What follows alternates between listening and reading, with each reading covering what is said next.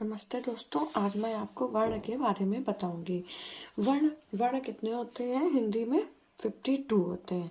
ठीक है, भाषा की जो सबसे छोटी इकाई होती है वो होती है वर्ण, जिसके टुकड़े नहीं किए जा सकते हैं।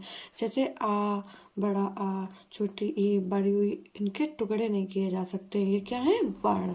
ठीक है, अगर हम बोलेंगे तो ई आ, तो ये क्या होगा? इनके टुकड़े नहीं किए जाते हैं। ठीक है, अब वर्ण के कितने भेद होते हैं? 2 भेद होते हैं, एक स्वर होता है और एक व्यंजन होता है। जो स्वर होता है वो 11 होते हैं और व्यंजन होते हैं वो 33 होते हैं वर्णमाला में।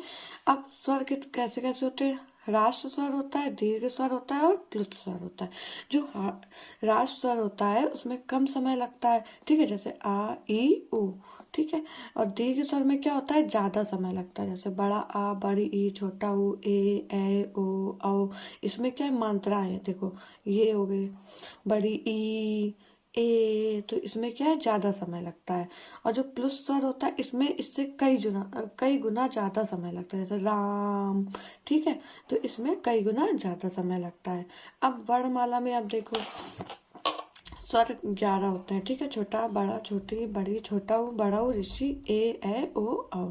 ठीक है, ये कौन से हैं? ये वाले जो होते हैं ये संयुक्त स्वर होते हैं, ए ओ औ।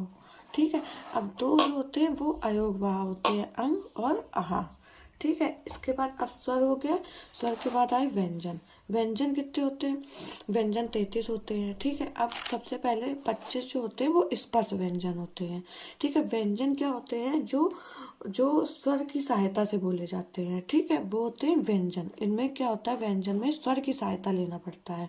जैसे हम बोल रहे का, तो का में आ जुड़ा है। ठीक है, तब बना है का। ठीक है, तो अब इसमें क्या है कि का खा गा घा अंगा, ये ठीक है, ये का से लेके माँ तक ये सारे क्या है? 25 स्पर्श व्यंजन है।